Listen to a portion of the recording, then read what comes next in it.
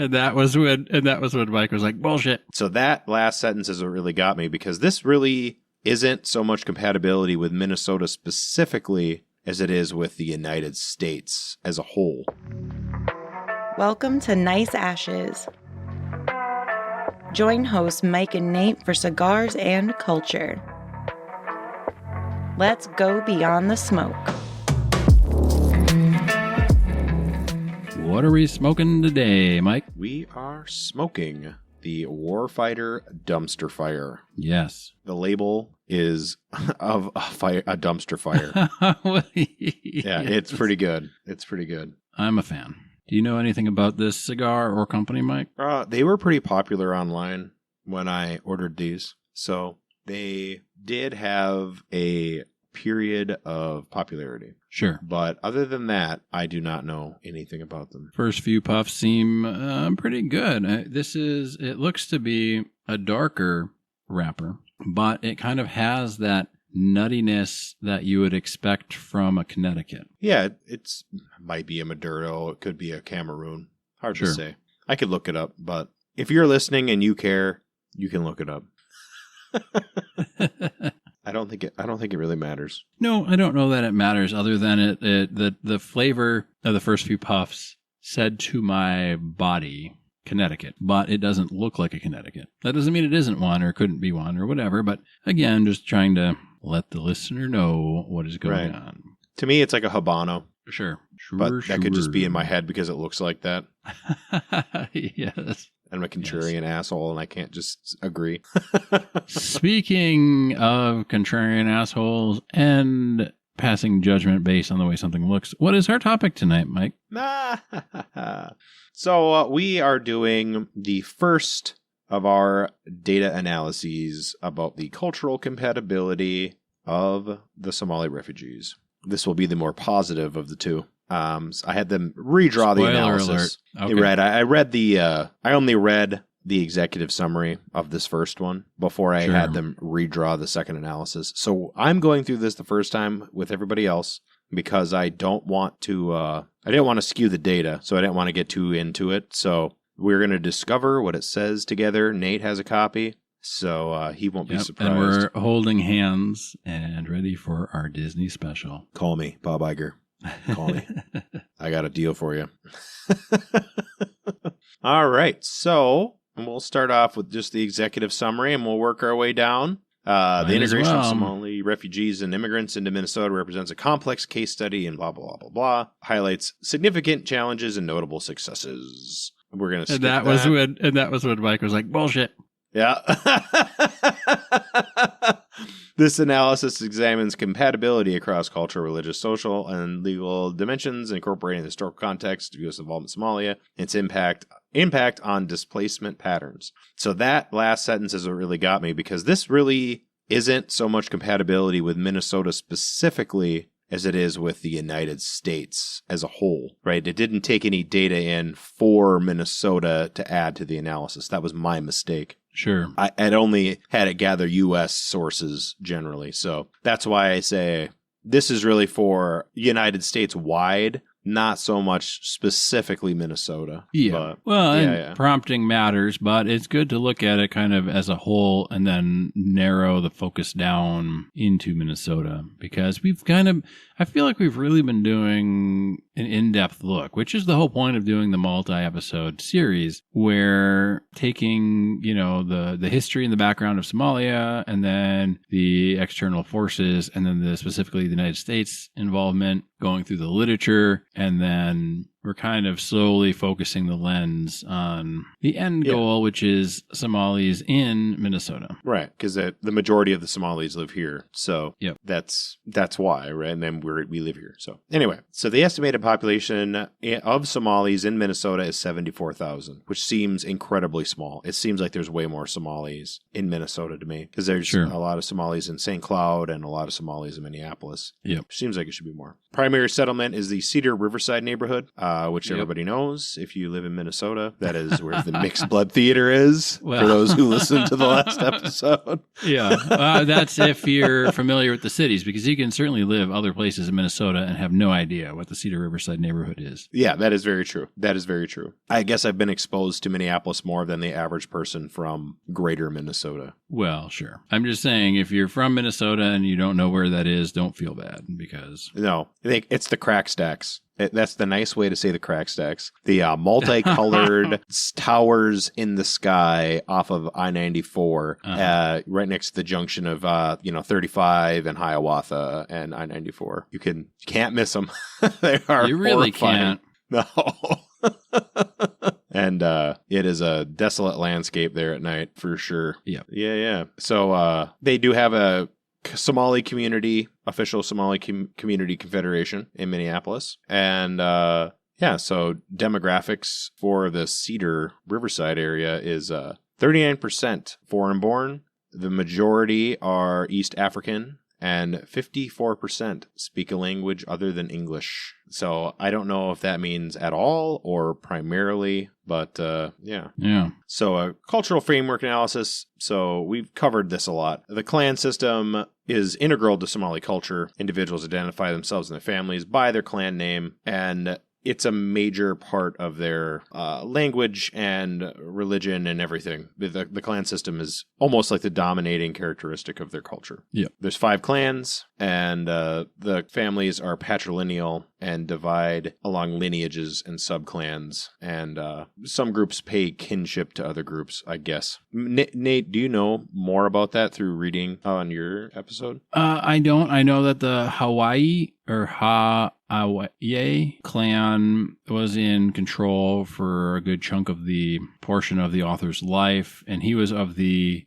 Rahanwen clan, which were seen as more of the nomadic kind of backwoods or from the desert clan. So I know they have their own kind of like rankings amongst people in Somalia, similar to like the great houses in Dune, right? Like there's some lesser houses, there's some greater houses, but I don't know a whole lot more than that, other than some of those have been in power and some of them have not. All right. Family is extremely important to the Somali community. The focus of Somali culture is on the family. Family is more important than the individual in all aspects of life. Somali families that was are... something... I was going to say that was something I didn't talk about from the memoir in our last episode, but when he first came to America, he was expected to be sending money home like day one, so that his mom, who was still living in Somalia, could afford food and things like that. But he was brand new, and he was like, I never thought I'd be struggling in America. I just thought it would be happening. And I mean, he worked hard and was finally able to start sending a bunch of money home, which was good. But they didn't understand that back in Somalia. They were like, why is the money not coming? You've been there for a week. Like, why am I not getting money?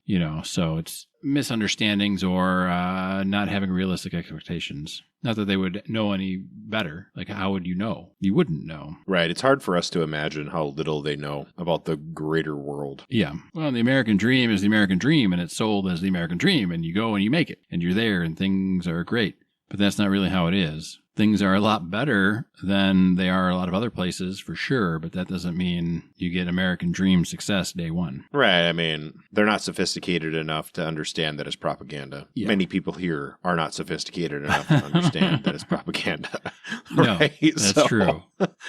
Yeah, it's not a failing on the Somalis. It's just kind of one of those things where, and social media doesn't make it any better because you only see the good bits, and it's easy to think like, oh man, if only I did this or did that. You don't see all the stuff nobody wants you to see. So similar concept, I guess. Right. Like, I don't think 1976 was like the movie Car Wash. I'm just guessing. Probably not. Or like American Graffiti. No. People who were in the 60s thought that's what the 50s were like, though. Yeah.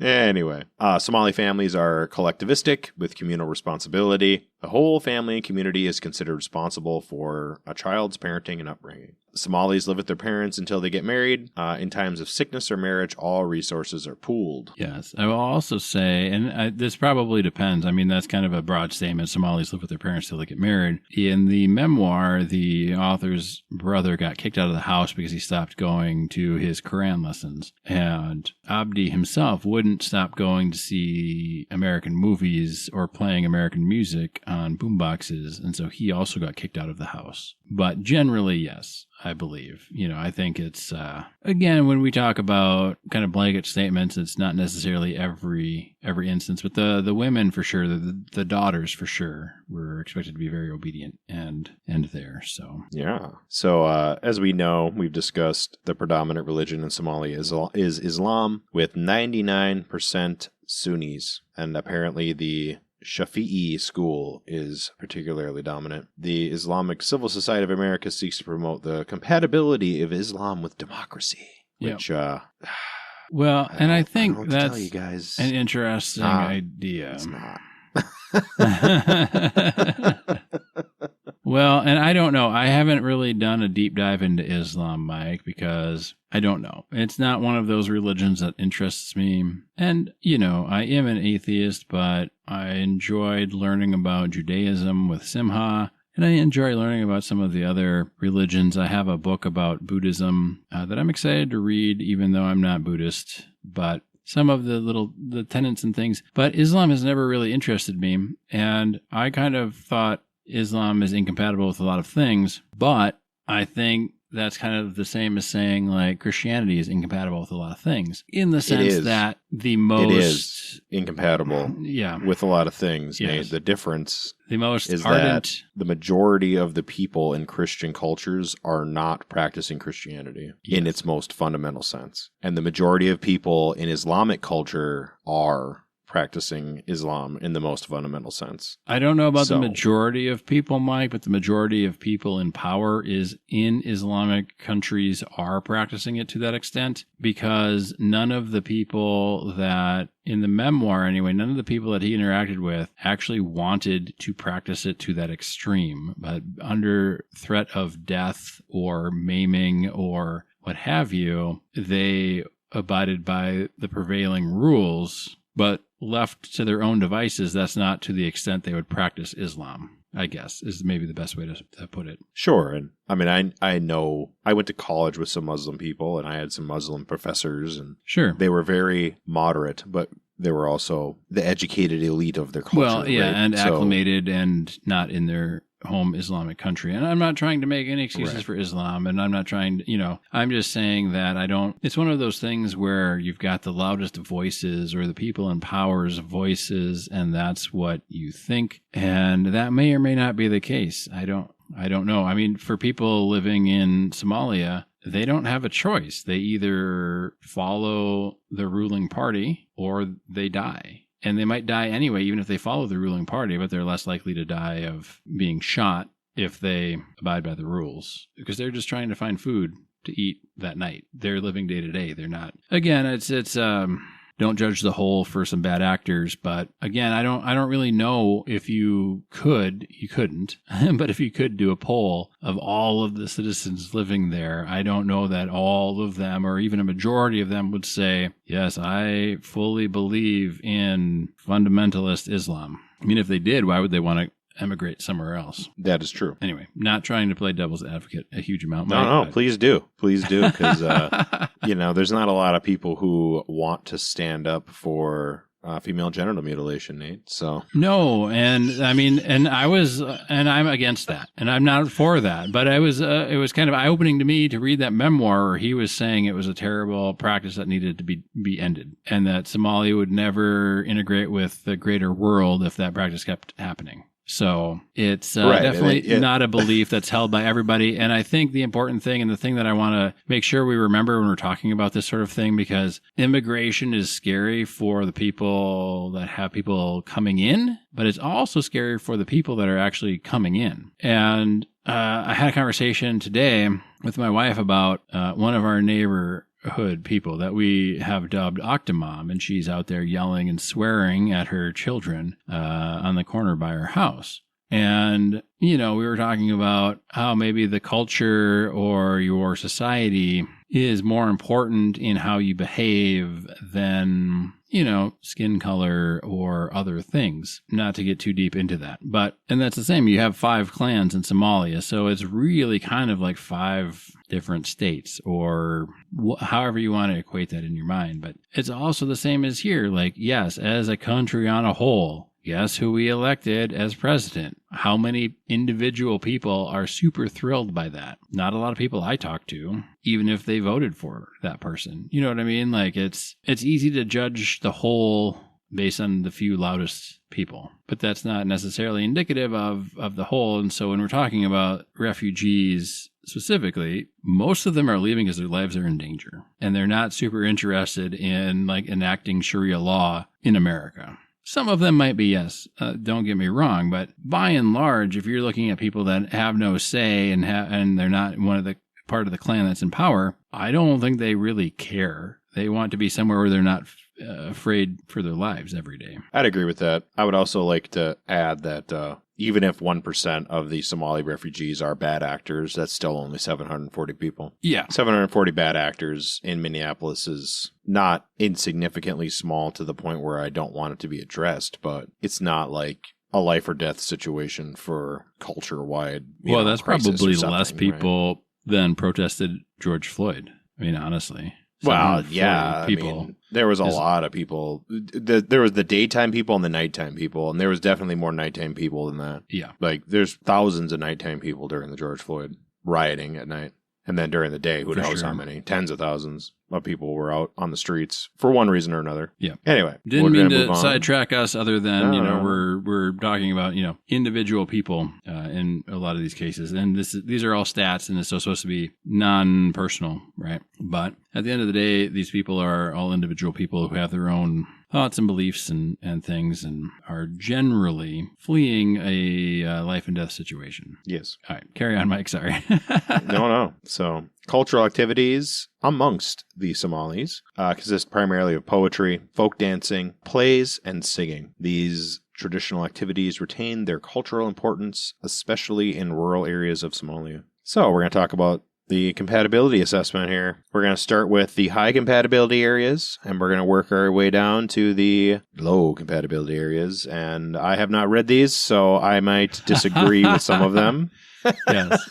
Well, and that's why I wanted to frame everything with, like, we're talking about individuals here by and large. And yeah, there's a lot of individuals coming over and they're part of culture and society, but understanding where they're coming from and why is also important, which we've done with the previous episodes. But yeah. I'm not trying to be unfair. No. I mean, we're trying to be as fair as possible. And the point is that at the end of the day, we have to remember lots of different things. So there we go. So area number 1 is community building and mutual support. Somali culture has some strong communal values and a strong sense of collective responsibility. Minnesota also has a strong sense of collective responsibility in the form of civic engagement, and Minnesota has a history of integrating immigrants. So the women score higher than the men by 1 star. They have 4 stars, the men have 3. Apparently the women are very active in community building, but the men are somewhat more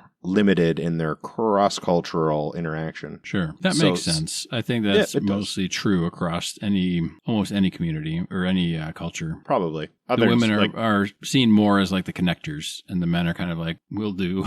We're the doers, but we're not necessarily going to go and like coordinate. We're not going to coordinate. Yeah. I mean, like if you see your buddy like struggling, you can't really go over there and be like, let me help you. You have to be like, hey, you having some trouble? Like, you can't just flat out say, like, let me help you, dude. You look like you're struggling. It just is. I don't know if that's strictly gender, if that's more cultural, but the way you phrase things to men and women are different, and women are more reach out to make the initial connections, and then the men kind of like come in and do the stuff. Not trying to enrage feminists here, but just data-driven stuff. Well, yeah. Well, culturally, we're living in a very specific place, and men don't usually directly offer help to other men, right? You make yourself available to help if they need it, but you will allow them to fucking kill themselves. Like, that is, like, as long as you make the offer, that's their responsibility. After that, you are no longer have any obligation to stay.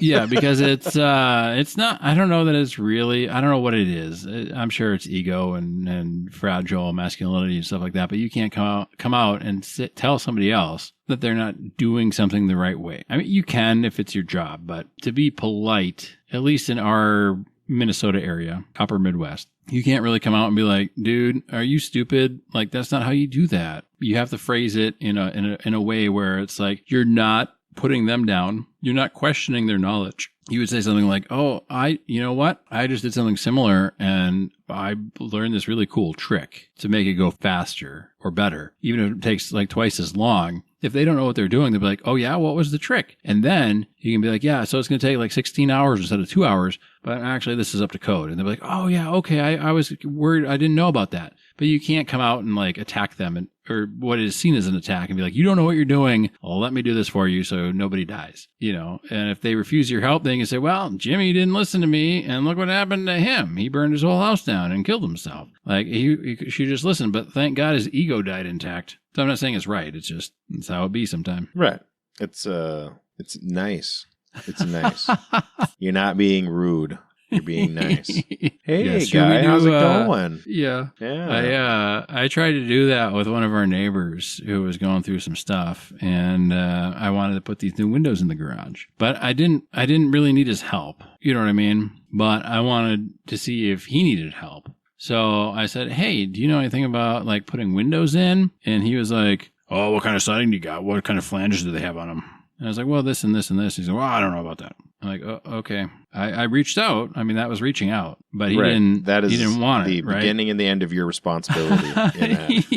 Yeah, I was like, I'm kind of worried about this guy. I don't know if he needs help or needs somebody to talk to. I'm going to ask him to come help me with like a project around the house, which any man would be like, yeah, sure, yeah, I'll grab some beers and let's do it. And he was like, no, I'm not interested in that. Okay, fair enough.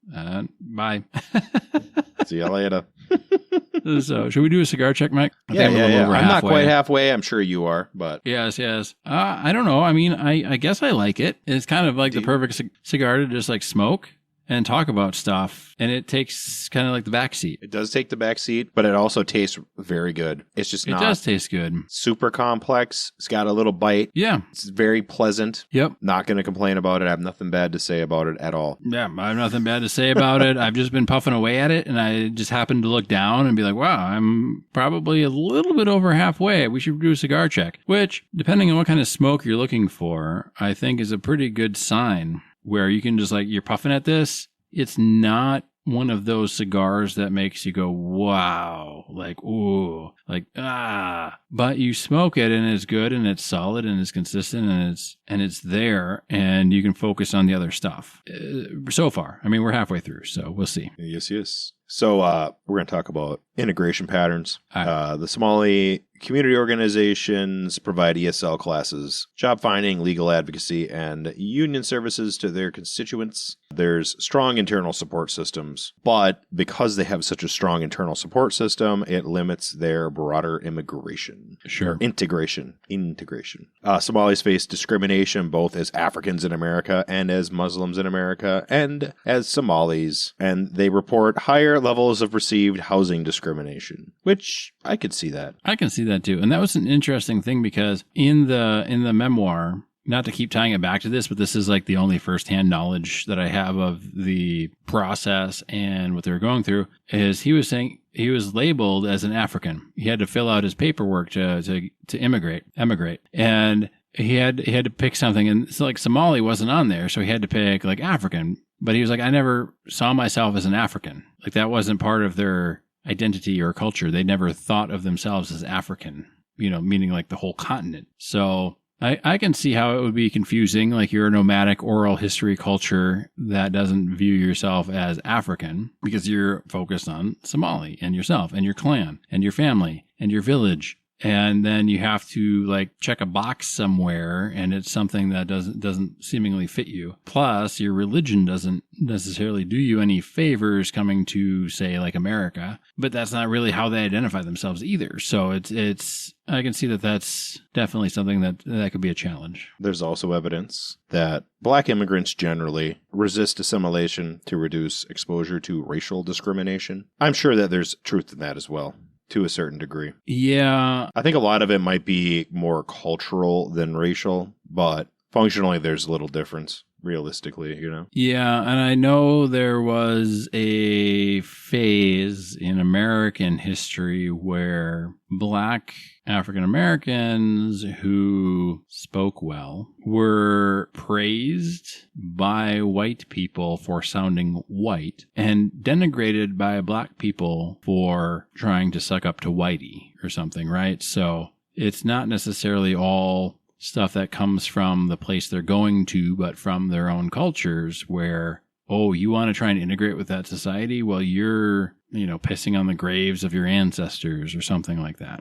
So it goes both ways for sure. The high concentration of Somali immigrants in Cedar Riverside has created a strong community bond, but it limits their exposure to Minnesota culture at large. Women are more likely to engage cross-culturally through the workplace and educational settings, and the men maintain a stronger in-group focus. Sorry about that, Nate. It's all good. I had my phone propped up and it fell. Anyway, economic integration. So this is bullet point 2. Many Somalis came to the U.S. as refugees and chose to move to the Twin Cities for family connections, employment, and educational opportunities. This claims that Somalis have strong work ethic and entrepreneurial spirit, and the establishment of businesses and mosques shows economic integration. And I think that there's a certain subsect of the Somali community that are integrating economically, but yeah, I mean, the reputation of Somali immigrants is not their strong work ethic or entrepreneurial spirit. That is certain, at least not where I live. Yeah, that's a tough one because I know that, and I don't want to keep harping on the memoir, but again, it's the most valid thing I've read about the whole thing. And him and his brother were buying these packs of socks and then selling just a pair of socks to make a $10 profit, right? They bought socks for $20 and then they sold them as singles for a little bit more so they could make $30 back from their $20 investment. So in a sense, yeah, that's entrepreneurial, but it's not really, it's survival. But it's also entrepreneurial. So, where do you draw the line and how do you define everything? Because you've got people sitting at intersections in America near where I live, right outside the grocery store, and they've got signs, whatever, anything helps, and blah, blah, blah. Are they entrepreneurial? Do they have a strong work ethic? I don't know. They're not selling socks. So in my mind, selling socks is a stronger work ethic than having a sign just asking, but depends on how you frame it and how you that is damnation by charity right there. You're comparing Somali immigrants to people who are begging on the side of the road like scum. I'm not really comparing. I'm just saying, I'd rather buy socks from somebody. I mean, I told you the story about the homeless camp that they had in town, didn't I? Yeah. Yeah.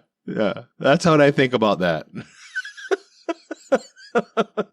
For those who don't know, there was a homeless camp at an intersection in my town for less than 4 hours. It's the only one that we've ever had. I saw it when I was leaving town at 7, and when I was coming back in for lunch, it was gone. Yeah. Well, and I think the problem is these blanket statements don't do any favors to anybody. It doesn't help us understand. It doesn't help us really quantify anything. What? Okay, so they're known for their strong work ethic. I don't know. Are Americans known for their strong work ethic? Some of them, yes. Some of them are also known for being super lazy. And yes. If we just talk about white European settler, white Americans, some, they bust their asses. And some, they're the people that, sit and watch the football game and drink a bunch of beer and beat their wives. These blanket statements aren't hugely helpful in terms of a non-biased or objective view at this. So definitely not all Somalians have the perception of a strong work ethic and entrepreneurial spirit. Certainly some of them do. But again, by and large, I don't know. Blanket statements are tough. They are. I know that I've spoken with people who've hired Somali immigrants who will not hire anymore. after their experience. So Sure. many people that have had that same experience. So I don't know if that is due to cultural differences or that are being explained through other contexts. It's hard to say. Not It's being hard to directly say. involved. And if it's, I mean, there's 5 clans. So what? How would we know? Like maybe one of the clans is a harder worker than the other clans, or maybe one clan is lazier. Maybe in Minnesota we have more of one of the 5 clans than maybe like Sweden or whatever. Like how do we know? We don't ask. We don't know. We don't. Americans don't associate that way, more or less. Yeah. And that could be a huge difference between, like, let's say Sweden and Minnesota. Because if Sweden's getting all of one clan and Minnesota's getting all of 2 clans, let's say. Yeah, I mean, that would be then huge. The clan differences would make them functionally, they would not be the same group of people. I mean, they're it's not apples to apples then. Yeah. No. That's like comparing a bunch of white people from Appalachia to a bunch of white people from inner city New York. Right. Boy, he's got a pretty mouth. Exactly. Like, what do you know? And this will be before we do our last episode. We might have to look this up, Mike. Do you know what clans we're getting? No. Here? Okay. No. We should find out. We should see if we can find out what clans we're getting versus Sweden. We should look that up. Yeah. Because that would definitely change things. Yeah, I think so. So, all right. The third area, educational focus. Apparently, Somali immigrants find education to be very important. That would not surprise me at all. Not at all. It skipped to 5. Apparently, we don't have a 4. But now we're going into the moderate compatibility areas. And we're going to go to gender roles and family structure. So in traditional Somali family structure, men don't contribute to caring for children or housework, which can lead to strain in relationships. Obviously, the U.S. is largely egalitarian, and Minnesota is even more so than average, from what I understand. So the women are adapting to our culture largely, and the men are resisting. Somali women are increasingly joining professional roles and are adapting well to Minnesota's work culture expectations, which is very liberal for those who are not here. So it's easy if you're not a conservative white man to adapt to Minnesota work culture. And the men are having friction in Minnesota generally. And the second generation is showing egalitarian patterns. So yeah, that all makes sense. I mean, I think a lot of these cultures, the men kind of do the man thing and they expect women to do the women thing. And women seem to be a little bit more or a little less change resistant than the men. And again, that's a blanket statement, which isn't true across the board or true across everything. But, part of the another thing, and I kind of roll my eyes as I say it, but another thing from the memoir was he was surprised that the man of the main couple did any cooking because men don't do any cooking. But then he was in this apartment in America living with other Somalis, and he did cooking. They took turns doing cooking. So it depends, on the generation and how much do you want to be here? How much do you want to integrate? How much do you want to have like an American experience? Right. And it's their right as individuals to not participate in the larger culture they exist in. And I mean, they're leaving one of the most restrictive cultures against women and entering American culture, and then specifically Minnesota culture, which is one of the least restrictive cultures towards women on earth that has ever existed, right? Specifically here, because we are so liberal. Like, women have access to all the things, for sure. No doubt about it. And extra things. Yep. All right. So apparently that's the end of the moderate compatibility, and we're going straight into the significant compatibility challenges. So religious practice and lifestyle. Somalis are Islamic, Sunni Islamic, and they have male-dominated religious practices. And of course, Minnesota has a Christian culture with a secular, alcohol-centered social tradition and egalitarian religious principles. So the women have a 2 and the men have a 1 in their rating. So men apparently have authority conflicts with our culture. Traditional Islamic male religious leadership and family authority directly conflict with the egalitarian religious principles and social norms of the United States. Men expect to maintain the traditional leadership authority. They face alcohol and dietary restrictions and apparently they have a lot of conflict with individual choice norms. Sure. And the women seem to be more willing to adapt religious practices that are more moderates. And the men are resistant to change. And their religious practices in general are not inclusive. And that's a big buzzword right now. So they're getting a lot of pushback. Yeah. And this is my pet project here. Legal and cultural conflicts. So, female genital mutilation. Minnesota has a shockingly high rate of female genital mutilation, and they say some Somali American girls are being victimized in secret operations. The women are victims by they say that it's the men who are perpetrators, but it doesn't sound like it. It sounds like it's just the elders are perpetrating it against the children more than anything. Yeah. It's easy to point the finger at the men, but it always is. That's not how things like this work, especially not they have a patriarchal society, so the men share the majority of the responsibility, but there we go, right? Well, and a lot of their culture is you don't argue with whatever the man decides. So right, and one of the other interesting things was I think under Islam the man is allowed to have up to 4 wives. It is 4 wives, yes. So and that's definitely something that is practiced at least over in Somalia.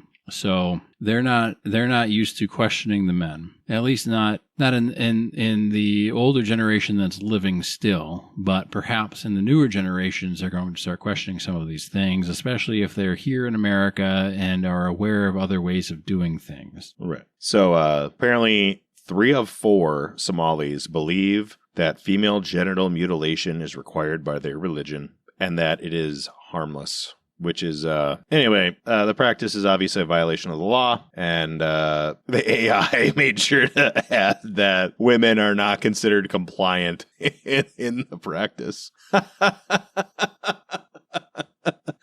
AI, I love you. You are so ridiculous. There we go. So I don't know how much we really need to talk about female genital mutilation. That could get us into some trouble, because I'm definitely against it. So that's all I can say without saying too much. On to number 6, bullet point number 6, clan system. The clan system is integral to Somali identity, and it is largely causing conflict with civil litigation and civic responsibilities. It may be perpetuating conflicts in Minneapolis based on conflicts going on amongst the clans in Somalia. That's a scary thought. So as we discussed previously, the U.S. Cold War alliance with Saeed Barre, or whatever his name is, contributed to the conditions which created the refugee crisis. The trauma that was created from this prolonged conflict affects the mental health of many in the Somali community, and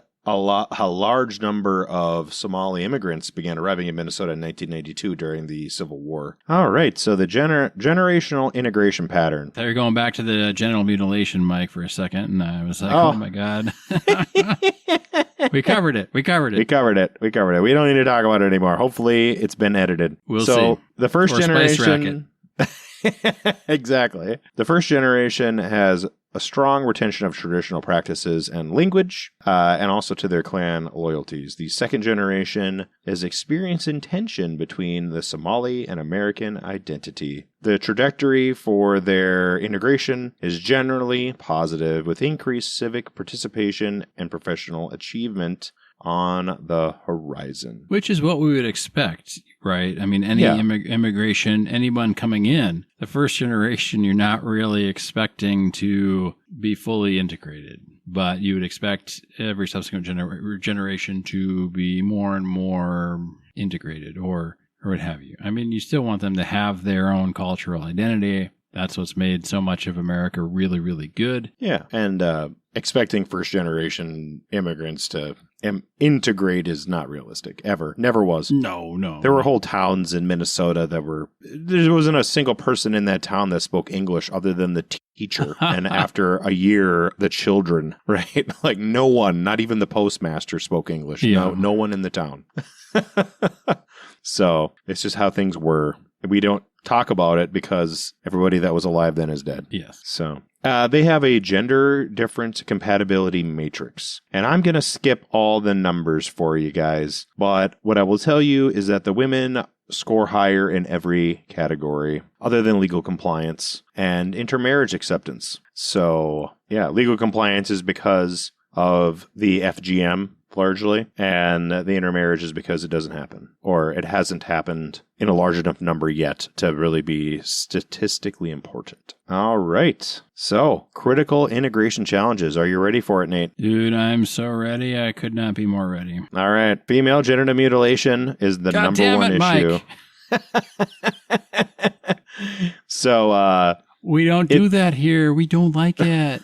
Right. It is considered a fundamental legal and human rights compliant issue. Yeah. It is still going on rampantly amongst the Somali immigrants, and apparently the AI here is where, Well, I guess like they did it with a razor blade in like a mud hut in Mogadishu, so it can be done, but how prevalent or how important is it to their actual culture other than like the extremist Islamics wanted it? Well, is there a chapter? We discussed previously, wink, wink, 3/4 of Somalis self-report that mutilating their female children is important to their religious practices. Okay. 3/4.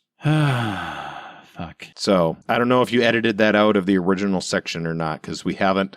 Is there like what the Prophet Muhammad was like and cut off their labia, or is there a section in the Quran? So female genital mutilation is not an Islamic practice. It's it's an East African practice that the Somali culture has blended with Islam. So it is not a Islamic wide practice. This is not sure. If you get an immigrant from Oman, they're not practicing FGM. Okay. Right. That's just like the 4 wives rule. Yep. The different sects of Islam treat that differently. Okay. So in certain areas of Islam, it's used by the rich people to get hot wives. In other areas, it's used as a form of social support because they don't really have like social services. So you marry the widows. The widows get married off to men that already have wives, that sort of thing, so that nobody goes hungry in the community. Sure. Well, and their community and their social structures kind of set up that way.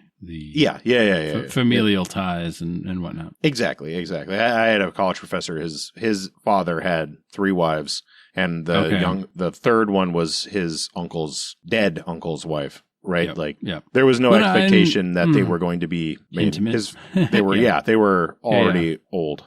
You know what I mean? I have less problem with that. I mean, it's almost in that context. If you have a society that's set up along the familial ties, that's almost the same as adoption for adults. So I don't have an issue. I guess I don't have an issue with really anything as long as it's not harming anybody else. So the female genital mutilation, right out. I don't really care how many wives you want to have. How much drama do you want in your life, dude? Right. Go crazy. I have no issue with that. But we're talking about female genital mutilation specifically. I understand. Yes. So, 3/4 of Somali refugees say that it's important. So, how often is it going on? I would say that 1 is enough to deport them all. So, anyway. Issue number 2, crisis issue number 2, is the clan system. The traditional government style of the Somali culture directly conflicts with the cultural norms here. And it limits their civic integration and participation in decision-making here. So it will increases their isolation. I could make the same argument for Republicans versus Democrats, Mike. And they're not that different. The Republicans and the Democrats are still meeting at the public house and having discussions about issues. They're not holding secret tribunals and deciding to cut the genitals off their female children. So, the Epstein files haven't been released yet. So, do we know? We don't know. We do know, but we don't know. We know, but we don't officially know. We know. We know what's in the Epstein files. We know. Anyway. And I think this is way less of an issue than the AI did, but gender role evolution, that they have traditional gender roles that have to change. And I don't think that that's I don't think that's important because that'll change almost overnight. The second the women decide they don't want to deal with the men not doing things, they'll start doing things. So that's just how it works. So are we ready to move on to successful integration indicators? I have never been more ready for anything in my life other than that one nasty cigar that I was ready to be done with. 2 nasty cigars that I was ready to be done with. So Somalis who have professionalized themselves are now moving into the suburbs and are advancing economically. They're building mosques and they are establishing independently owned businesses because of the number of first-generation born Americans. There's a growing number who are achieving higher education and professional degrees. Yep. And there's an increased amount of political representation of the Somali community in Minneapolis. Yeah, and I would think that those are all those are good things. I mean, this is successful integration indicators. And I mean, that's what you want. You want the next generation to be more educated than you were. Hopefully, ideally. That's not true across the board, but that should be, you always hear the older generation saying, oh, how lazy is the young generation? They have this and that and the other thing. It's like, well, isn't that what you wanted? Isn't that what you were doing? You were trying to make things easier for your offspring? You're right. Hey, I agree 100%. I mean, we've talked about it before, right? Well, yes. Cato the Elder talks shit about Cato the Younger being a lazy fuck back in the Roman Republic. Yes. And I'm so successful, my son can be lazy. Right, exactly. Wait a second. Wait, what? Yeah. Cato the Younger, one of the most successful speakers in Roman history. Also, his dad talks shit about him being lazy, so. Yep. You're not going to get away from it. No, it's just the way the world works. Yeah. So we're going to move down here to overall compatibility assessment. It's 3 out of 5. Dude, man, I was looking at that. 3 out of 5. But how? We got this whole graph here, and it's like there's a couple that are 4, but everything else is like 1 and 2. And it's like, how do you calculate all of these stats based on all of the blank stars I'm seeing that now we're suddenly at 3 out of 5? Like, that's over half. That's over 50%. And is it trying to be super optimistic? Is it trying to not be racist? I'm not trying to be racist. I'm just looking at these, like, we've got a whole matrix. It's a whole matrix. It's a gender differentiated compatibility matrix, and it doesn't look that great to my eyes. And so if I had to rate it just like on human, like, looking at it, I'd be like 2 out of 5 would be pretty fucking generous in my opinion. But here we are. It says 3 out of 5. So I don't know. I mean, I'm not trying to disagree because I've been playing devil's advocate to Mike's stuff, except on the female genital mutilation thing, because I'm not going to stand for that. But trying to, like, paint the picture of the clan system and how they operate in their home country and the conditions that they live in and the conditions they're trying to get away from. And with vast hope for younger generations to integrate while retaining, key portions of their culture and religion, but not those points of their culture and religion that we've talked about previously.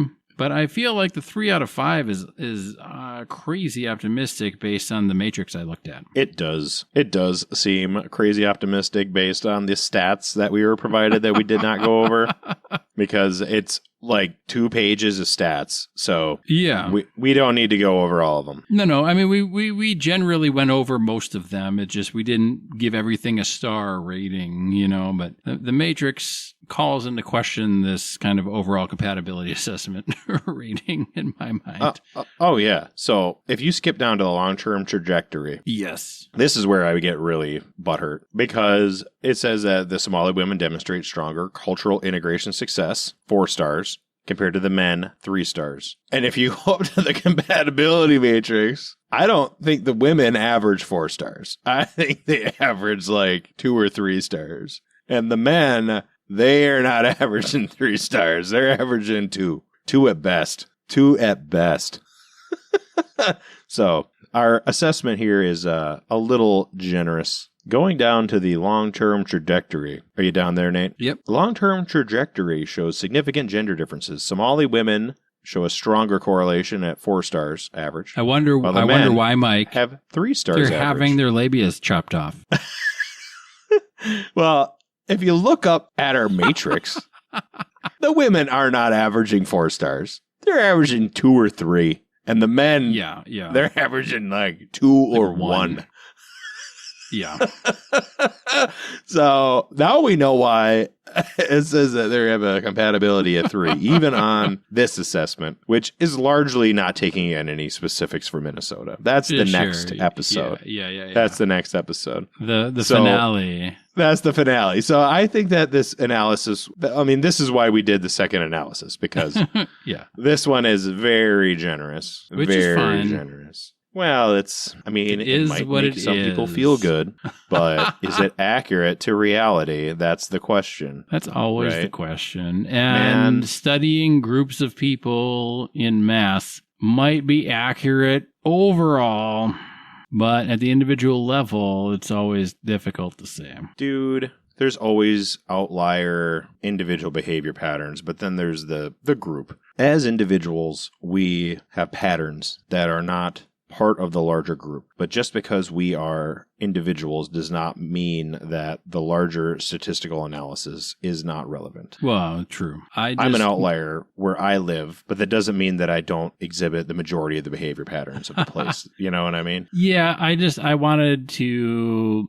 Because of the vastly polarized nature of our culture today in America, where people are so quick to label you something that's against what they believe, the rhetoric and all of that stuff, it doesn't mean that this overarching data is false. But it also doesn't mean it can not mean two things. It doesn't mean that it's false, but it also doesn't mean that every single Somali or every single immigrant exhibits these things. So two false things can be false at the same time, or you know what I mean? Like I do. I agree. Yeah, I know what you mean. I'm just trying to say, like, I don't want to be fueling any kind of like weird ass racism out of this analysis, because that's not the point of it. And it's not the point of it. And understanding. Oh, I'm sorry. Go on, Mike. I have met a few Somali women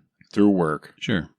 That make me aware that a certain percentage of the Somali community will integrate fully to the culture. Yeah. Because, and maybe this is just my imperialist self speaking, our culture is superior for the women. I mean, our culture has been a melting pot for a lot longer. Somalia has never been a melting pot, to my knowledge. Yeah, there's reasons. And we already have. There's reasons why the women will integrate. And if the women integrate, the men will have to, or they will die. And they won't. They're survivors. Not that I wish that would happen. I'm just saying it as a simple matter of fact. Well, no. But the Somali men are survivors. So whatever they need to do, they will do. Yep. And the women will lead the way. Pretty much men everywhere, right? Like, men are pretty happy just to live on a mattress tossed on a floor, and they've got a desk and a computer, and they're pretty happy. And then, you know, a woman comes along and says, hey, you know what would be nice is like a bed frame, some nightstands, I don't know, a table, maybe, some plates to eat off of.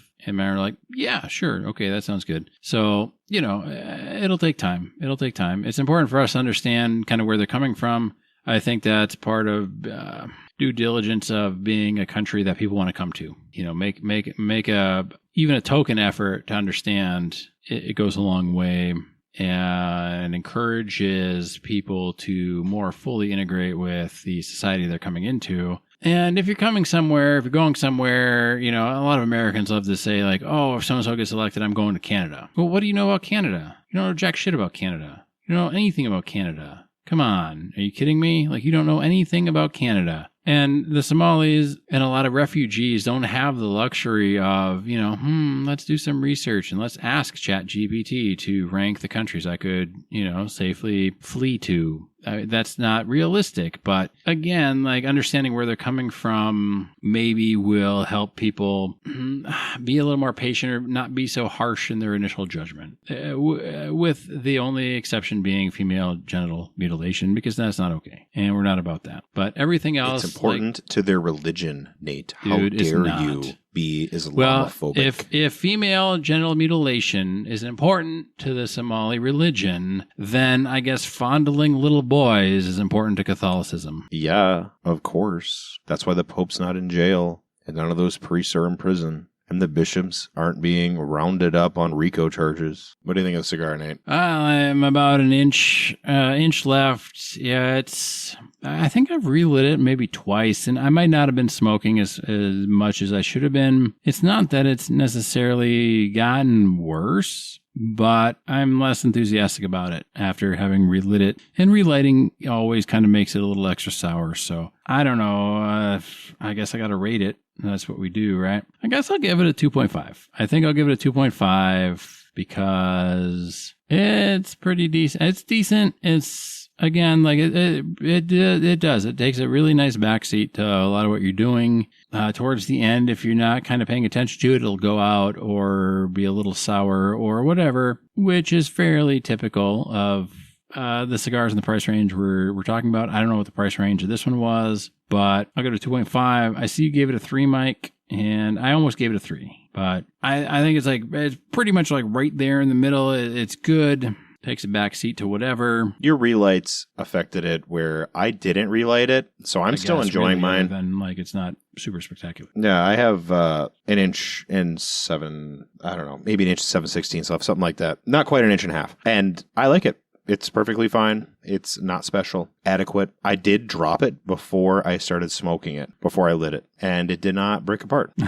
Yeah. So it's very well made. It's just not anything special. It's perfectly adequate, but nothing special. I would recommend it if you can get it for a very good price, but I would not recommend it at $10. So please find us on social media and hit the likes and the shares and the comments. Look at you, Mike, being all like, subscribe, comment, whatever. You finally become like a true podcaster. I am. I'm a shill machine. We're looking for sponsors.